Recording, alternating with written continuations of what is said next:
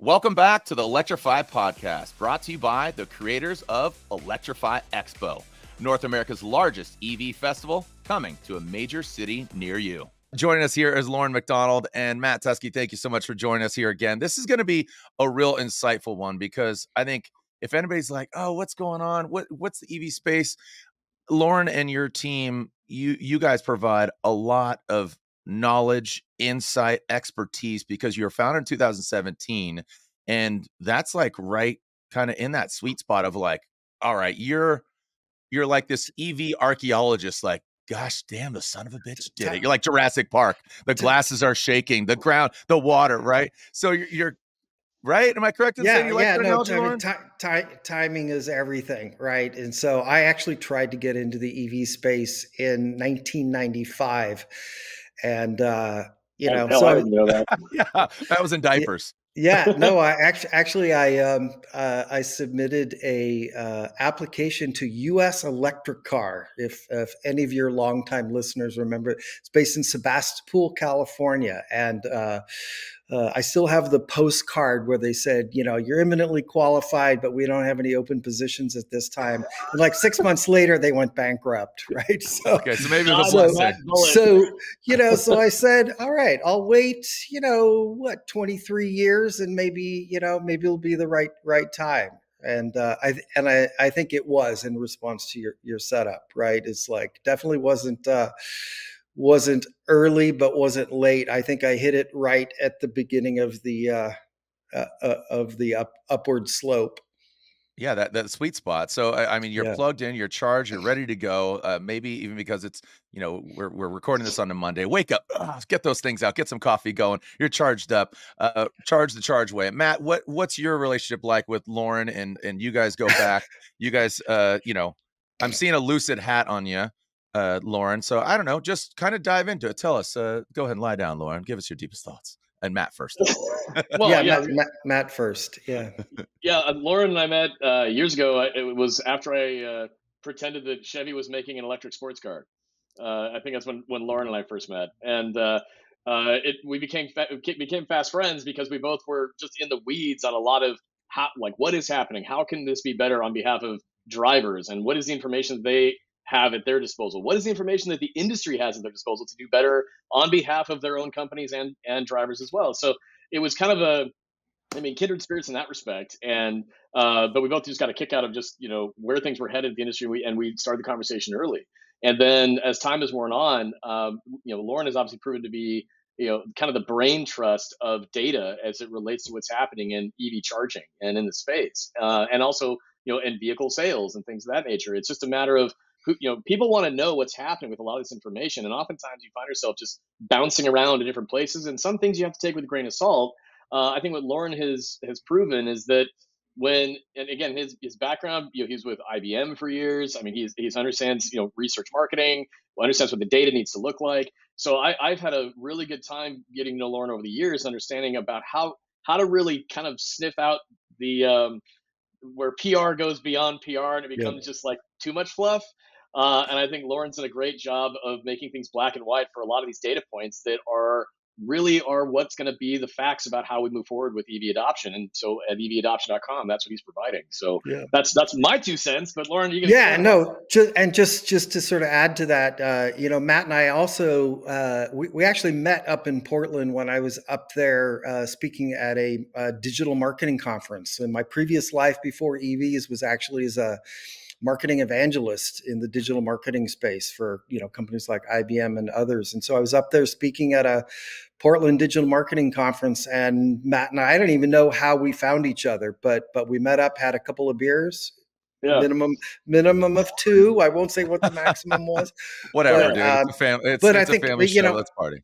Yeah, and I think part of why Matt and I really connected was, he had like a branding agency, right? So we both had that sort of connection from kind of the marketing side, and with an insane focus on like customer experience and what is it going to take to get consumers to adopt. So we didn't look at it from like a technical perspective or anything like that. It was really kind of a customer facing, customer focused aspect. And, that's one of the key things I learned in my marketing career is, it's all about the data, right? Mm-hmm. Like marketing fundamentally marketers are like overloaded with data, opens, clicks, click streams, just, lead jet, like all that data. And that's what I sort of made a career out of, like trying to understand that and simplify it down. It's ultimately what I did was I dumbed it down. I took all that sort of data that I was tracking and made it simple.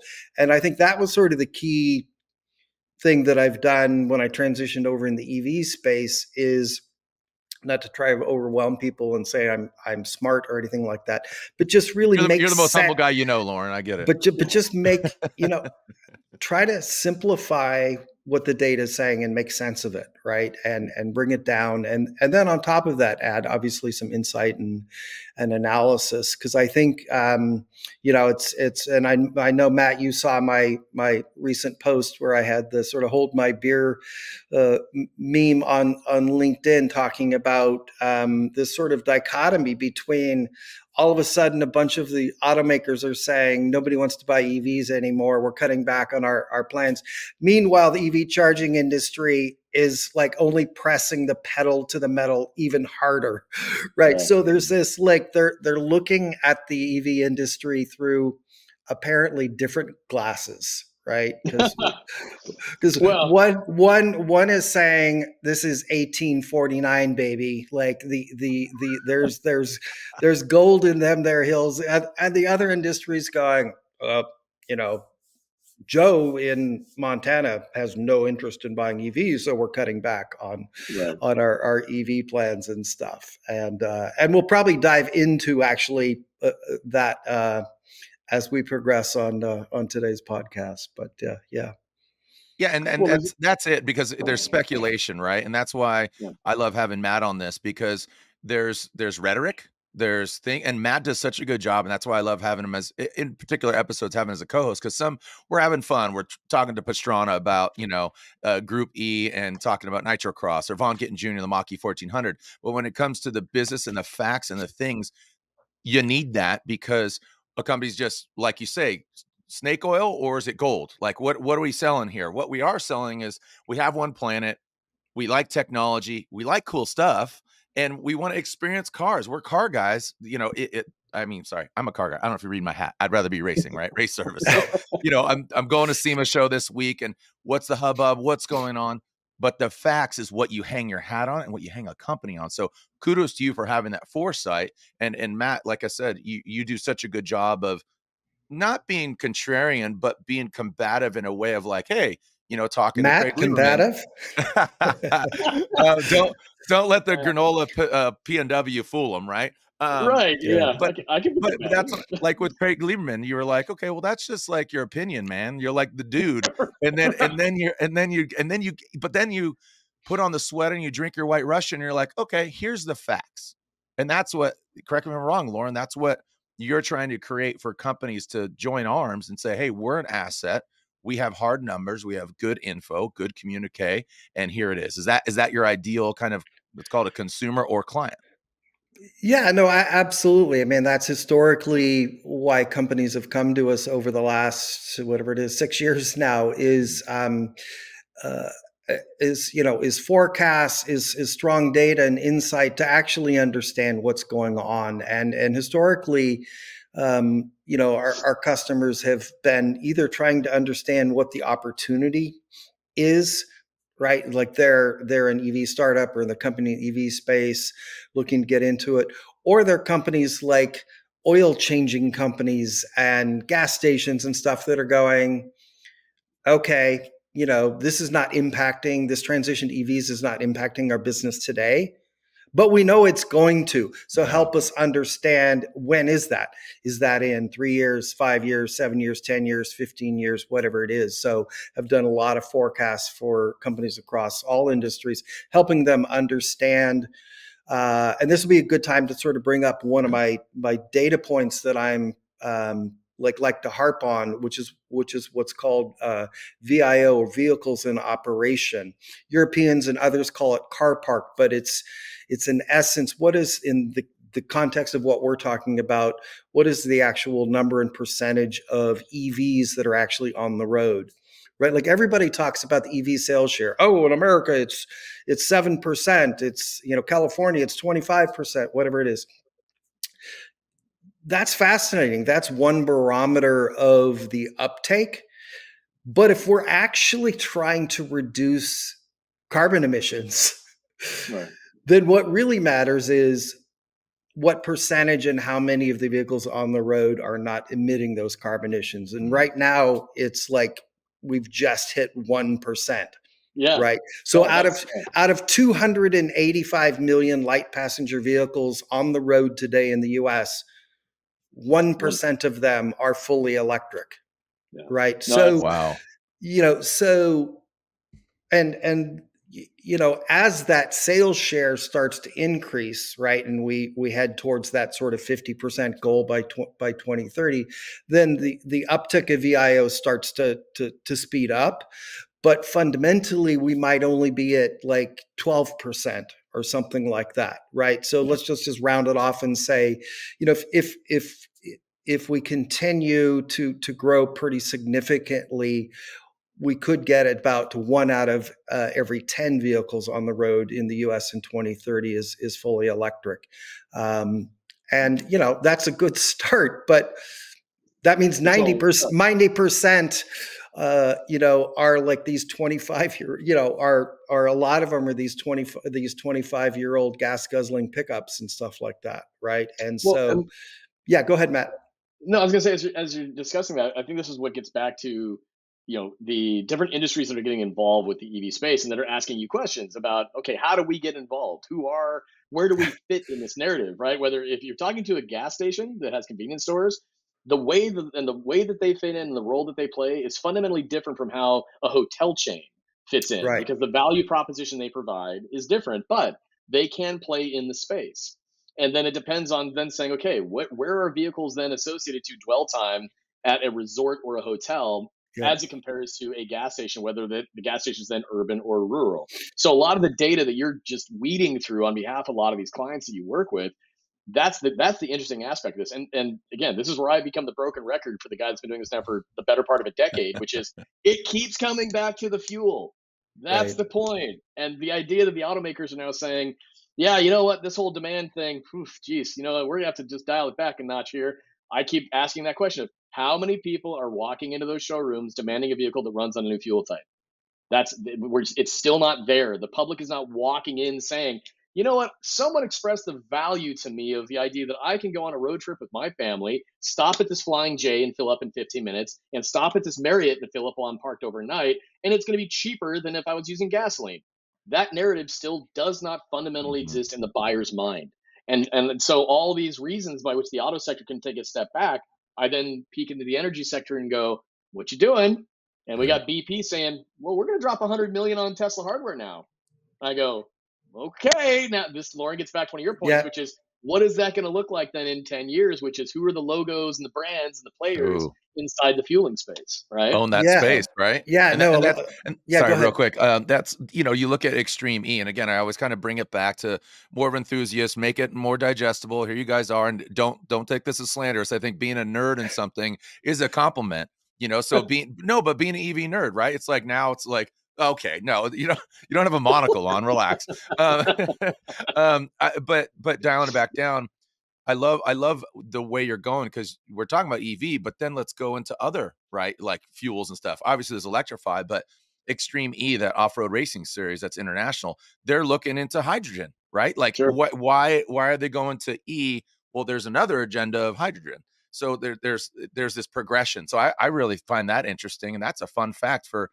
I just learned that, I didn't know that amount of money was being invested by BP. Oh, man. And that's, again, you make the, you don't make the toilets, you don't sell the toilets, you sell the toilet paper. Well, yeah, there was a lot to unpack with what Matt said, but I'll throw out another digit here, which is 61% of the winning bid site hosts in the NEVI program, so the National Electric Vehicle Infrastructure Program. For those listeners that don't know what that is, that's the $5 billion program that the federal government is allocating out to each state. And 7 states to date have actually announced award winners, about 160 of those, and 61% of those winning bids, the site host, in other words, where the charging infrastructure is going to be located, has been at convenience store / truck stops, travel centers, however you want to refer to, or even if you want to call it a gas station, right? So it's been Wawa, Sheetz, Circle K, Pilot, BP Really? Pulse, right, et cetera. And I, when I share this with people like, I did an interview with a reporter on Friday. She's like, "Ooh, like I don't want to hang out at a gas station, convenience store chain." And I'm like, us here in California, maybe we don't go hang out at convenience stores, but in like the Midwest and back east, like, the Wawas and the Sheets and things like that, like, look at Buc-ee's, man. Buc-ee's has, right? Let's go kick it at a Buc-ee's, man. I mean, you right? can stay there all day. It's like the Mall of America with the filling station. Like they're not gas stations anymore. They're like they're convenience stores with salad bars and sushi and $6 lattes and stuff. How about Korean barbecue? Let's go. KBQ. And you know what? And think about that. That's that.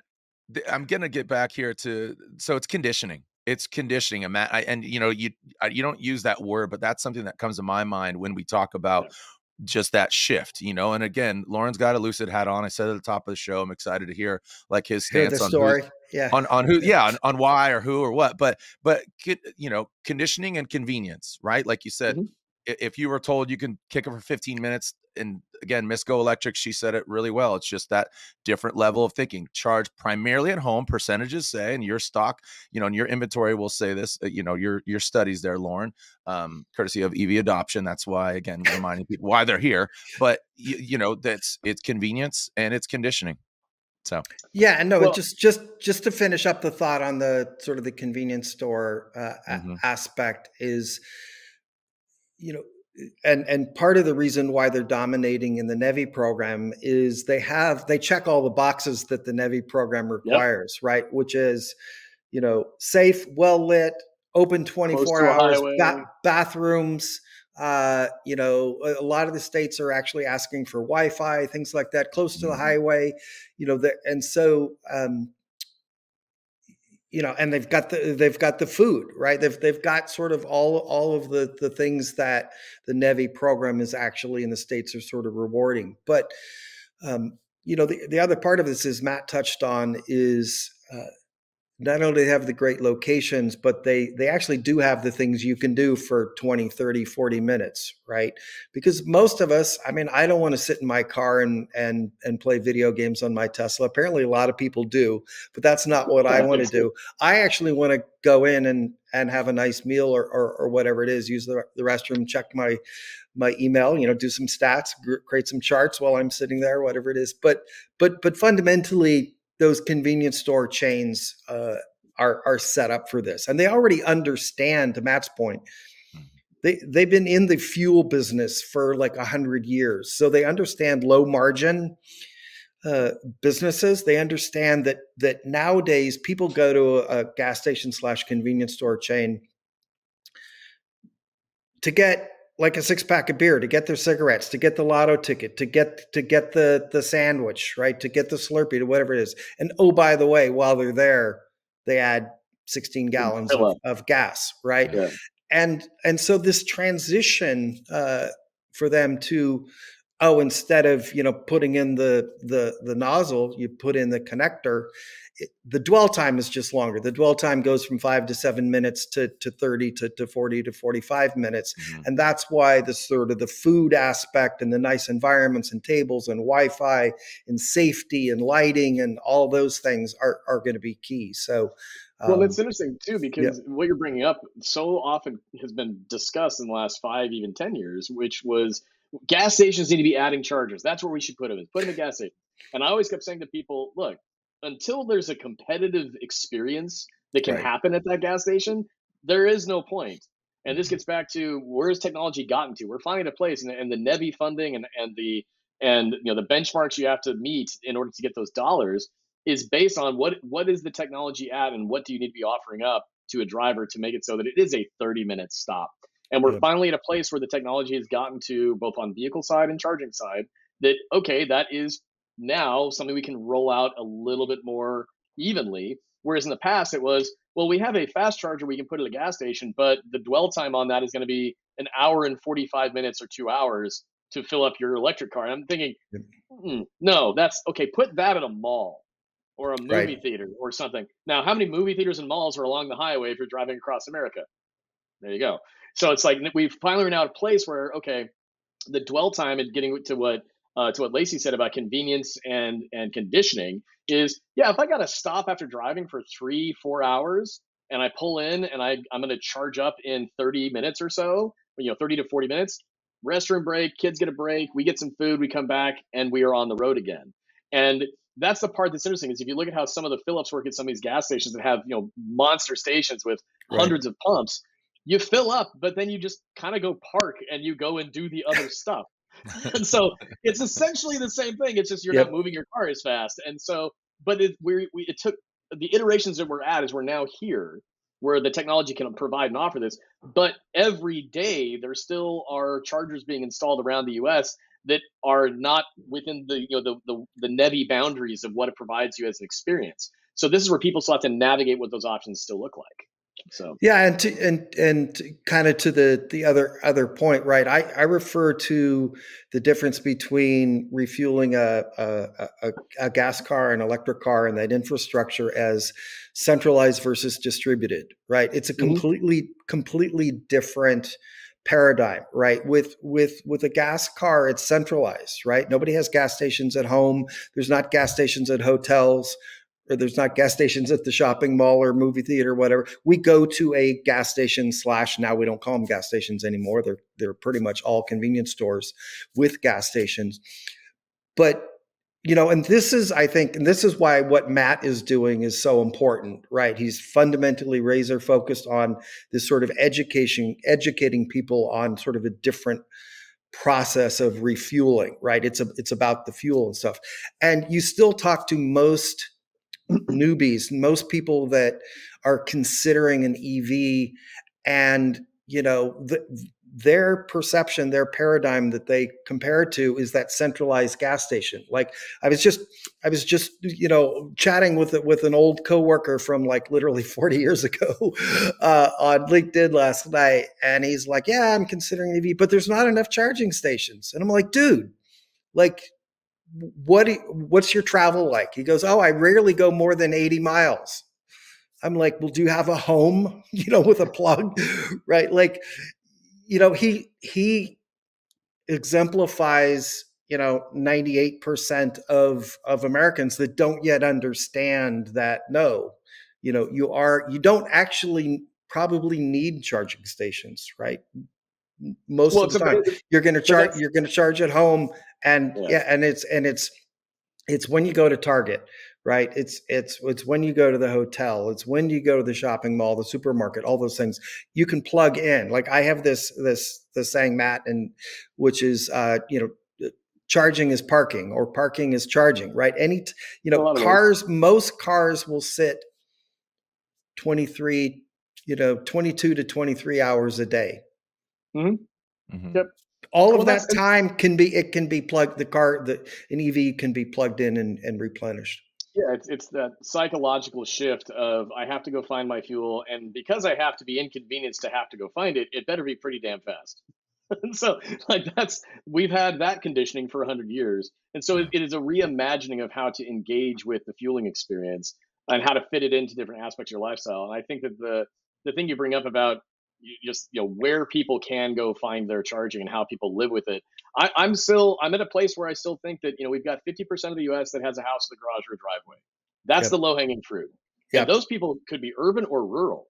And that's the most interesting thing about that is if you have a rural experience, or you have a farm where you park your truck at night, the chances are you're going to be in a pretty good spot to be an EV driver.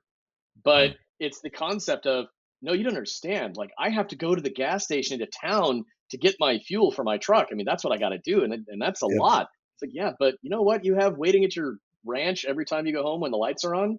That same thing that makes the light bulb turn on is what's going to fill up your truck. That's where the auto sector just still is not embracing how to have that conversation fundamentally. And it'll be interesting to see how the fossil fuel sector starts to pick up on, we can create the fuel narrative, because they weren't doing it, because also at the same time, they still don't make the fuel. They will be branding the fueling experience. That's kind of weird. I think it's a captive audience too. This is, again, redesigning, I mean, look at movie theaters, right? Like, they were just go to the movies, you see a moving picture, you do this. Now you got I don't know what the financing rates. You take a family of 4, you got the food, you got the drinks. I mean, reclining, people are bringing their blankets and their stuffed animals. So it's a totally different. Order a glass of wine and they bring it to your seat. Right. Yeah. And that whole shift, and with the sushi that you don't like. Oh, with the day old sushi, discount 50% off. We'll see if you can sit in that movie theater the whole time. But again, just that mental shift and that block. I mean, I'm literally about to drive to Vegas here in a moment after we finish this podcast for a SEMA show. So are you taking Craig? Because you can show him how an EV works on the way to Vegas. I'm not, but I know that's always, there's that stop, the in and out, and there's the factory outlets. So factory outlets were those malls that would pop up, like just growing up in California. Oh, they're popular for EV charging. Yeah, exactly. I mean, they can remember like, well, I grew up in San Diego, moved to Arizona for 15 years, now back in Southern California in Inland Empire. So anyways, but factory outlets were just a place to go. And then things kind of changed, shifting. They're like, oh, they're not outlets. Now it's just its own business. It's kind of like Nordstrom's Rack was off the market, but no. Anyways, all that being said is there's going to be a shift of that experience. And I think that's a big opportunity and education for anybody listening to this. Just like I have these aha moments when I get Matt on here, because he's got such great education, but anybody that's interested or nervous about EV. And I liked what you said there. It's not just like, oh, I want to get into EV. What does this look like? You talked about that 1%. It's not just this big looming threat of EV and batteries. And you see some people of interest that are saying rhetoric. Like, I'm not going to name names, but I'm like, well, batteries, like, they're wasteful and this and that. You're like, bro, you're attacking the wrong person right now, man. Like, think about this, right? Would you agree with that, guys? Well, yeah, I think the thing that, well, I mean, if you don't mind, I think the purity test problem is a huge issue. Is the idea that anything we do technologically that's different, it has to pass its purity test. And on one hand, you have the information that comes out from the EV side of the conversation saying it's 0 emissions, it's just 100% better. It's an iterative process to get to a place for how we fundamentally use energy. There are still areas where it is not still areas. There are areas where it'll never be perfect. You have to crack a few eggs to make these omelets kind of thing. It's about how do we manage energy and use energy, and what is the overall impact of what we're doing to then use that energy. And at the end of the day, if you're digging up something and burning it, and it just goes into the atmosphere, that is a terrible cycle. Whereas if you're digging up minerals, making batteries that you then use and then can reuse again and again and again and again, that's a closed carbon loop. Now, that's a different way of thinking about energy. Mm-hmm. Yeah, and Matt, kind of to your point on a lot of the myths out there, right? So to fill in the blank with where I think you were sort of hinting at is there are a few markets in the U.S. like West Virginia, I think is it Wyoming, and or a couple where their grid is like 90% plus coal. Right. And if you look at Union of Concerned Scientists and I'm having a brain fart and forgetting the name of the government research lab, NREL, whatever, they'll say that, literally every state in the US, except for those couple that are like 90% coal. If you look at the emissions life cycle, plug-in hybrids and BEVs actually reduce, have a smaller carbon footprint, if you will. But one of the things that I always point out is, because one of my favorite data points that I track is EV sales and EV sales share by state, right?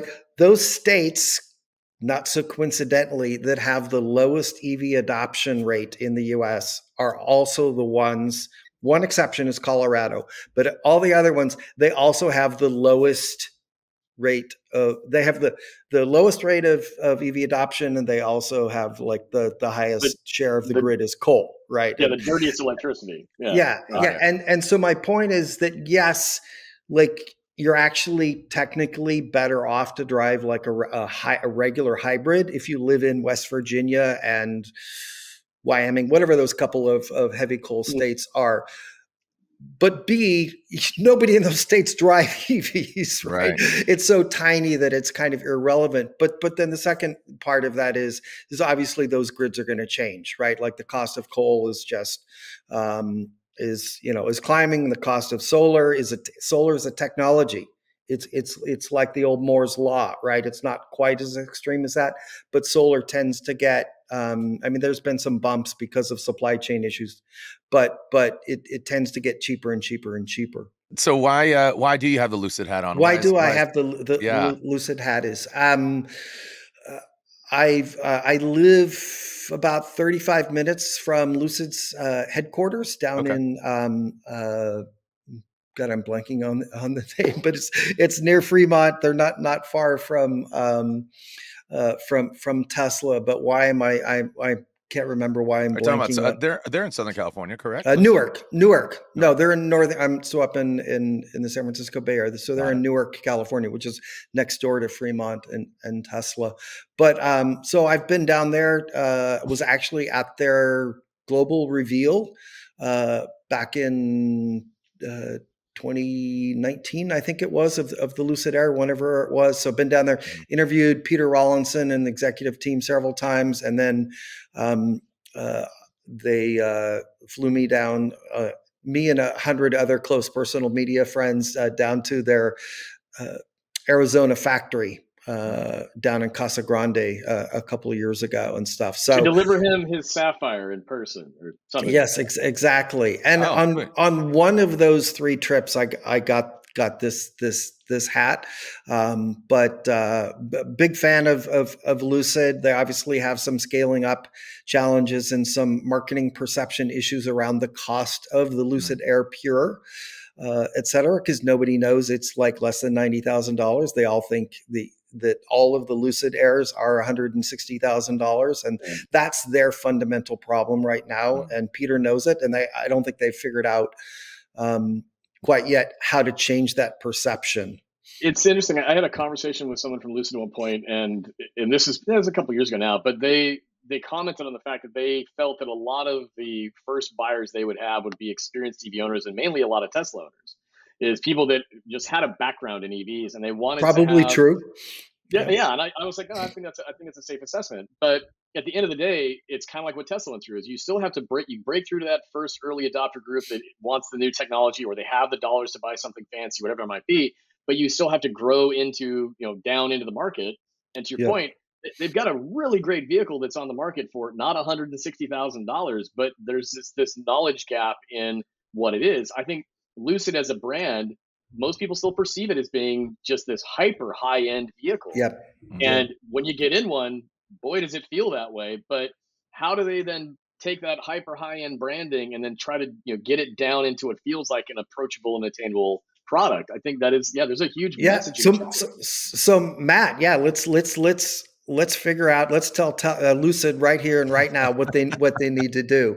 And as we're both branding marketing guys. I mean, I think they should have rebranded the Pure model like sort of differently, right? Because I think if you look at the progression Tesla made as an example, excuse me, they went SX3Y, right?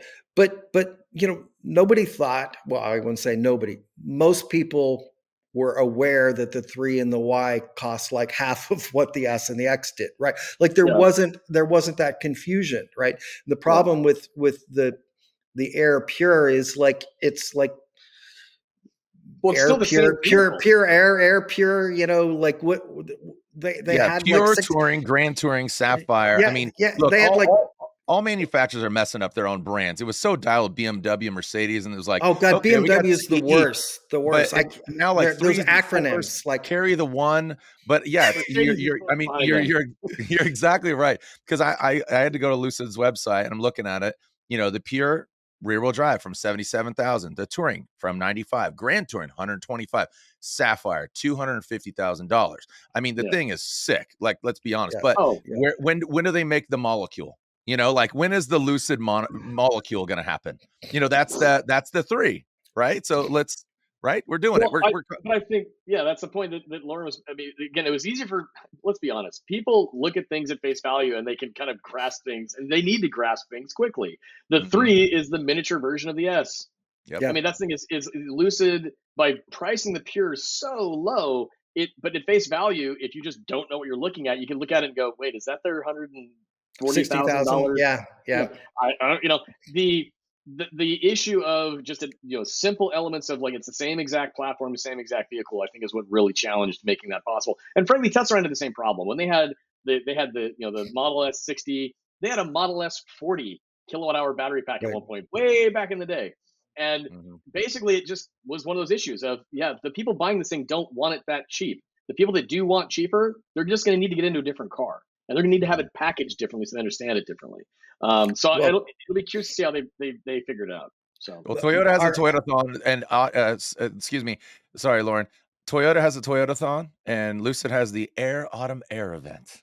It's coming up. It's autumn. People don't know when autumn is, especially if you live in California. I don't know what autumn is.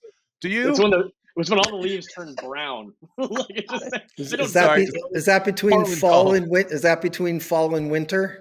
There's only 2 in California, but anyways, sorry, I gotta rip a joke. We gotta have some fun here. Yeah. Well, no, but that's a good point. It is on one hand, it is truly a high end luxury brand, but you're trying to price it down into a place where you're bringing people up into that at face value they just think I can't do that anyway. And then on top of that, the people that you want that are spending that type of money, again, this gets back to, are they demanding a car that runs on a new fuel, or are they seeing that Lucid's just unattainable? There's a lot of different things to unpack with that from a psychology perspective.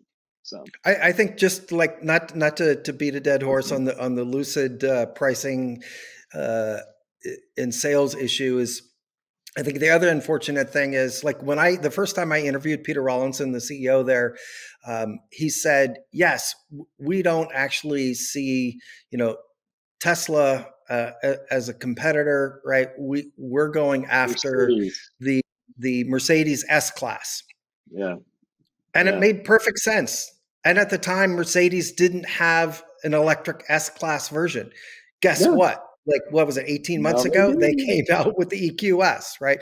Yeah. So unfortunately, and Audi's got their high-end sedan models, right? So the part of the problem was when they were first looking at launching this, the Model S was actually really the only sort of competitive high-end electric model, if you will, right? And then unfortunately there's and you had the Porsche, right? Taycan, and if you're looking to spend over $100,000 for a quote unquote sedan or whatever, you have a lot more choices today than you did back when they were launching. So I think the other problem they had was that by the time they sort of launched and got it to sort of to scale, the number of people who can afford to buy $100,000+ electric sedan had already been kind of captured, right? We've sort of burned through most of those people, right? And so there's just not enough volume left. Yeah, we can't keep having people buy $100,000 cars into perpetuity. At some point, the general public goes, "Hi, really quick. What about me? Yeah, what about me?" And I think, and also this gets back to something I read over the weekend as it relates to where GM is at on their EV planning and how the joint relationship with Honda has now separated out. And I think it gets back to the fact that I forget how it was written, but it basically is what the legacy auto brands that have really relied heavily on trucks. They said, well, this is our bread and butter. This is what we're going to build out to capture that market. Whereas in reality, they should have gone for something that was more so in the vein of, hey, do you want an entry-level vehicle that is electric? Oh, you mean like the Bolt? Yeah, like what? Let's get rid of this car that sells like gangbusters. Just, I mean, yeah, I think that It's going to be excuse me for interrupting, Matt, but the Bolt is going to be the the third highest selling EV in the US this year, and they're getting rid of it, right? So, if that doesn't speak to just a lack of understanding about where they can apply the technology. But I think at the end of the day, it's also business. It's the idea of, okay, do we have the ability to even make money off of any of these things? Well, if we apply it to a truck, we can sell it for higher dollar value. We can try to recoup some of that R&D cost. I get that. But at the end of the day, is it a functionally useful product based on the types of buyers that want that vehicle? And truck owners, to a large extent, are saying, unless that thing's got 500 miles of range, and when I hook up my trailer to it, it gets zapped in half to 250, then I might be interested. But if you're selling me a truck that gets 300 miles of range and it gets zapped to 140, 150 with towing and cold weather, you've lost me. Yeah, and I look at that. Yeah. Yeah, call me when you can hit those higher numbers, right? Well, and physics is physics. I'm sorry, but if you're driving something that's shaped like a Lego, it's not going to have great aerodynamics. And so there's all these things that are playing against it that I think again, they've invested millions, billions into getting where they are already in this game to catch up with what Tesla had kind of set the stage for. And Tesla, ironically enough, went from saying, we're going to build small car roadster to sedan to SUV to smaller sedan. Now they're kind of, okay, now we're leaning into truck. It'll be very interesting to see. I mean, Cybertruck is polarizing no matter what way you paint it. But if they have the numbers, if they really have the numbers, it'll be interesting to see how well that plays with the truck crowd. Yeah. And Matt, back to I'd love to dissect sort of the GM Ford announcements recently of cutting back on their plans and stuff. Because one of the interesting things, I had an opportunity to go out to Detroit and GM a couple of times and hear Mary Barra speak, et cetera. And she said something back in, this is like 2017 or something, which was pretty eye-opening when she was talking about the Bolt, in that GM's strength was in the middle of the country. In other words, that the GM brands did extremely well inside the coast, right? Yeah. Truck people, just, their sedans, whatever it was, they did really well. They did not do well on the coast, right? Like out here in California where I am, it's like, we're dominated by like the Japanese brands, Toyota, et cetera, before Tesla came along. And she said the Bolt is actually the first car that we're really actually getting traction on sort of the coast, right? Yeah. So, my point with this is, Ford came out in their press release and basically saying, people do not want to spend the additional costs that, that it costs for an EV, right? They don't want to spend that additional money and stuff. Well, that's because to my point, they're looking at the middle of the country buyers. Like that's their problem.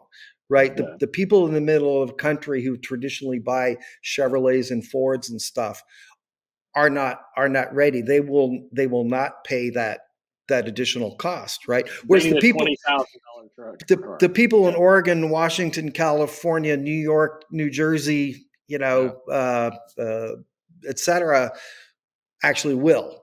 Yeah. Right. And so, so in one way, they're not really lying. Right. But you have to sort of pull back the covers and go, well, maybe you need to think about where you're selling these vehicles and how you're selling them. Right? GM sales numbers in China were down like 42% in Q3 or something like that.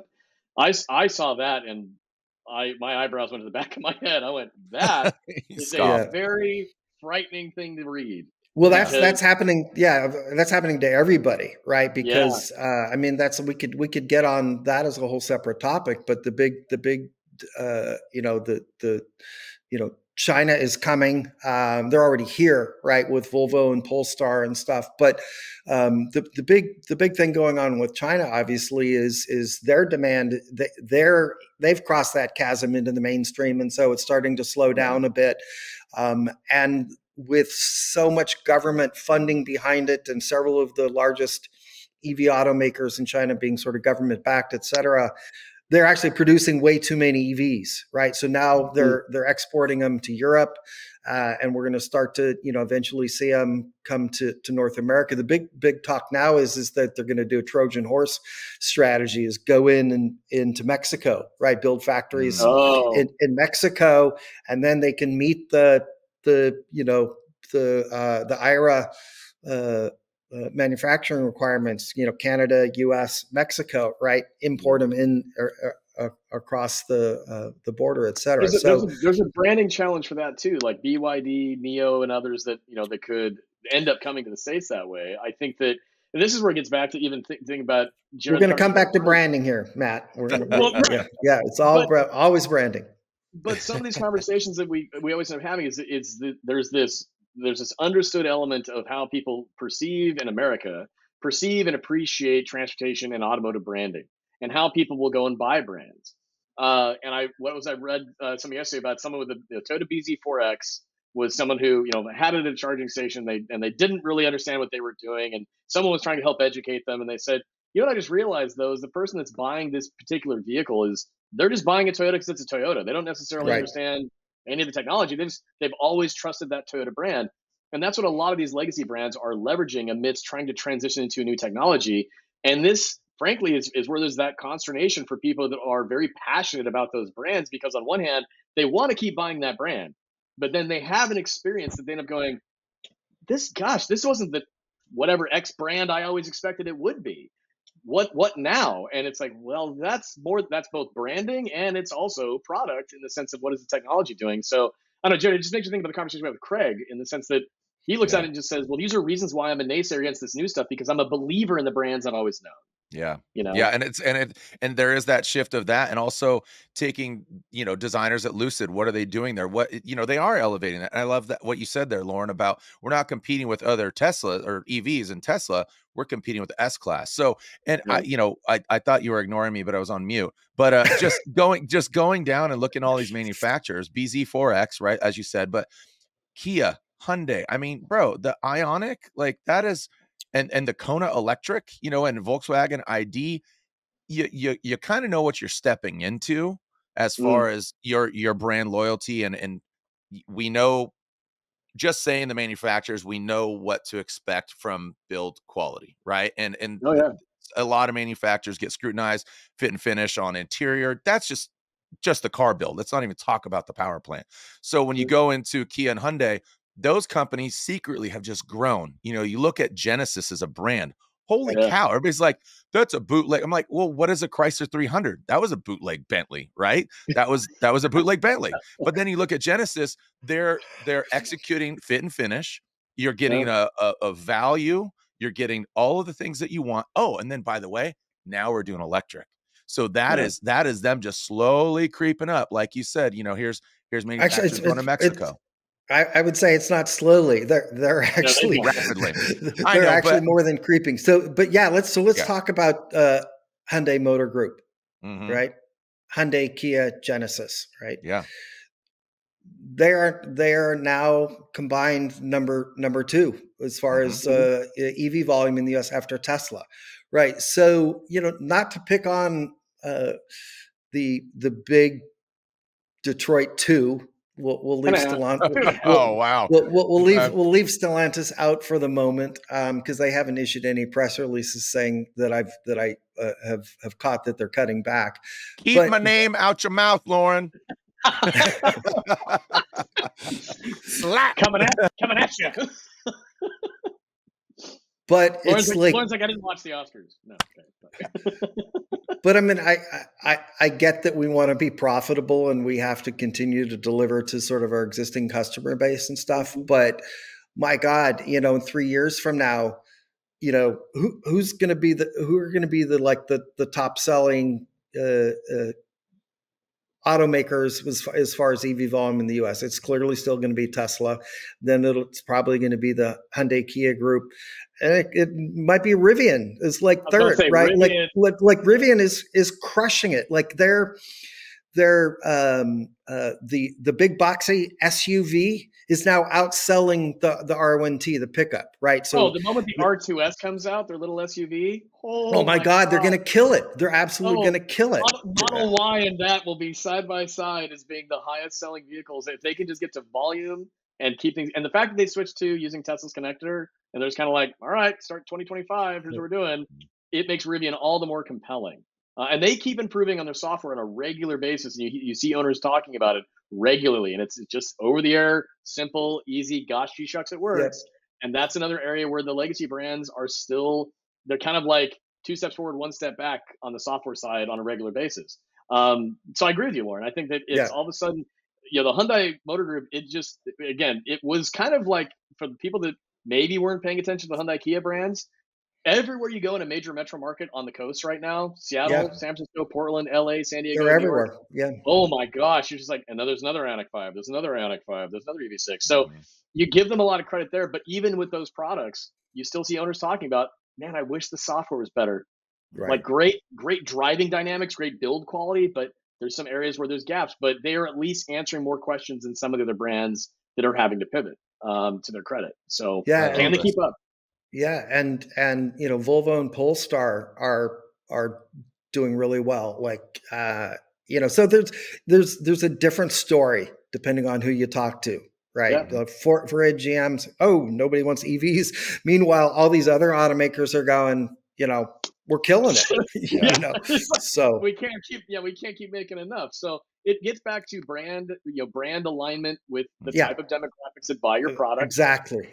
And so I cannot blame Ford and GM for saying we're going to build the best electric trucks out there, and you're going to see it happen.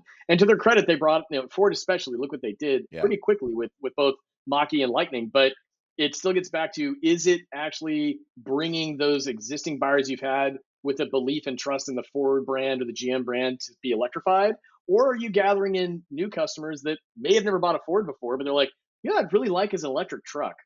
Yeah. And I think that may be more so what occurred, but then they're having this competing the brand alignment with their core customers. And what are they willing to give and take on that? And that's, again, we're at the beginning of this conversation. And the shakeout is going to be very interesting in the next decade.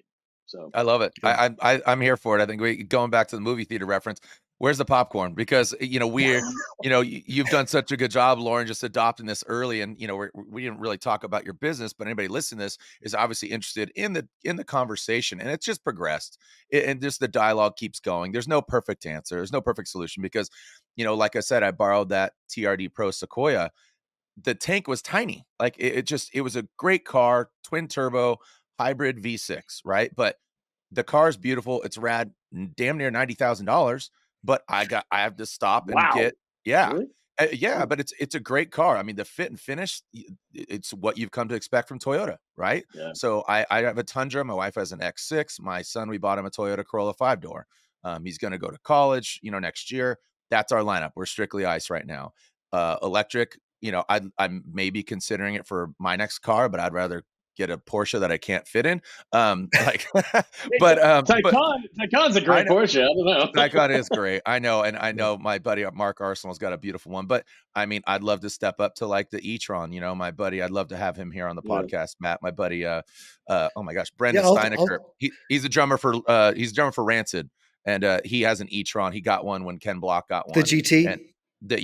And that is a sweet car. Sick. And in fact, I just saw Brandon Flash. A lot of people know Brandon posted some screenshots on Twitter the other day of you can now pick up a used one for like 55 grand and stuff. What? Yeah. And I'm like, no. Oh my God. Yeah. Yeah. Really? It's like, that's a Taycan and Audi skin, and arguably it might be more attractive in some people's eyes. And the stand, like the hunches on that. I think it's better looking myself. It is a killer car. Yeah. But that's, the e-tron GT. I'm in. Yeah. Yeah, we're all in. All right. So why don't we do? We could do a fractional ownership here. What's that? 20, about 20,000 a piece, right? We could get it 4 months of the year. I am in. So welcome to the EV Timeshare podcast. No, I love this, man. And Loren, just to kind of bookend it, we talked about the coast. We talk about the buying experience, the shopping experience, the charging stations, oil companies, BP, fueling stations, investing in this. Break down what EV adoption is, just so we can kind of bookend it, put an exclamation point on anybody that's listening. Between Matt, Loren, and myself, we kind of all have these different, from marketing to just trying to be a hype man. And, I'm the mean gene in this whole wrestling space right now. But Loren, give me the woo. Yeah, I mean, EV adoption is simply is we're all about the data, right? So think of us as like a data and analyst firm, and our the core business is we sell EV and EV charging data. So on the EV side, everything from EV sales, VIO, sales by state, model information, sales by model, et cetera, and forecast. A lot of it is out forecast, and then on the sort of the data subscription side. Right now, we're actually spending almost all of our time on the NEVI program. So we've built a database where we track all the RFPs and the awards, and like literally hundreds of database fields tracking what's going on with the NEVI program, and that's just exploded. And we're working with literally all the major brands in the convenience store chain space and the hardware space, et cetera, because they're all trying to get a piece of that $5 billion. And we help them understand what's going on. So yeah, the National Electric Vehicle Infrastructure $5 billion program provide dedicated funding to states strategically develop and deploy EV charging. I have to break it down. I'm just looking, break it you throw down. out acronyms and just, again, you talk about keep it simple, stupid. There's I another think acronym. I think I brought it up early on in the No, you podcast, did. way back an hour ago. But yeah. But we start all three of us start going on tangents. Pew pew pew pew. No, I think it's great. Matt, anything else you want to add? Again, we're trying to just keep it tight and right. But I love this, as we went No, through many different categories. yeah, I think again, what this conversation proves again and again is there's so much to unpack when it comes to what's Yeah. happening in this space. And I think that those who are listening, whether you're just a consumer and you're trying to get information as it relates to EVs, there's a lot to be learned. But at the end of the day, you need to know confidently that this vehicle that you're choosing to buy can work for your driving needs. And I think what Loren's work in and what he's done with EV adoption is really providing a landscape for those who are players in the space that need to understand what's happening on behalf of how they can fit in, and then also how that information can then be leveraged in order to make for the best Business solutions in the decisions. long run. Yeah. For businesses. And I think that that's where at the end of the day that results in impacting consumers and drivers. And so it's a very, very connected ecosystem that oftentimes there's a lot to unpack, so it can get kind of feels like there's a bunch of cobwebs, can get kind of overwhelming, but at the end of the day there is connection points. And I think what Loren's doing with his work at EV adoption is really fundamental. Yeah, no, great, and I should hire you as head of sales or whatever it is. But I think you and true to Matt, like he's the great branding customer experience guy, but he sort of nailed it. Like, I think one of the things that's our core value proposition is really bringing together sort of the EV data and the EV charging data, right? And bringing that together. And that's what, most other companies out there aren't doing that. They're focused on the EV sales side or the EV charging side. And we're actually doing both and bringing it together. And that's where you can make better sense of what's actually going on, which is, I think, what we spent the last hour talking about, is really peeling back the headlines, which many of them are actually getting it wrong right now of what's actually going on. And that's, at the end of the day, I'm not a pro EV person. I mean, I'm on my third EV, et cetera. What I'm about is the truth, right? Is what I'm about is finding out what's the right answer and the best path to actually getting to fewer carbon emissions and lowering GHGs. And, all BEVs is not the fastest way to get there. I mean, we could have spent a whole hour just talking about that.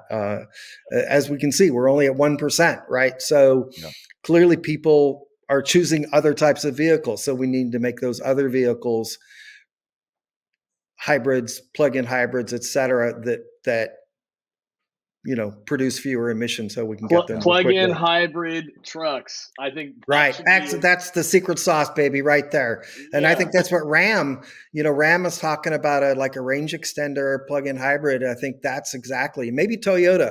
Hopefully Toyota will come out with some plug-in hybrid trucks, and that's gonna be great. With 40 to 50 miles of range and kill it. Yeah. I love it. The conversation, we could keep going, but again, Loren, we'll have to have you back on. Matt, thank you once again. I feel like you're the EV Snopes. You look up something, it's like, right, you're like, this EV Snopes is what I'm really kind of boiling it down to. So thank you so much, Loren. Again, check out EV adoption for those that are investing into EV. Get the right information, doing the research, as Loren and his team. Matt, thank you once again for just breaking it all down. Thanks for having us. Yep. Take care. Take care. Thanks for listening to the Electrify podcast. brought to you by the creators of Electrify Expo. Be sure to catch full video episodes on YouTube at Electrify TV and follow along on social media for daily clips and more.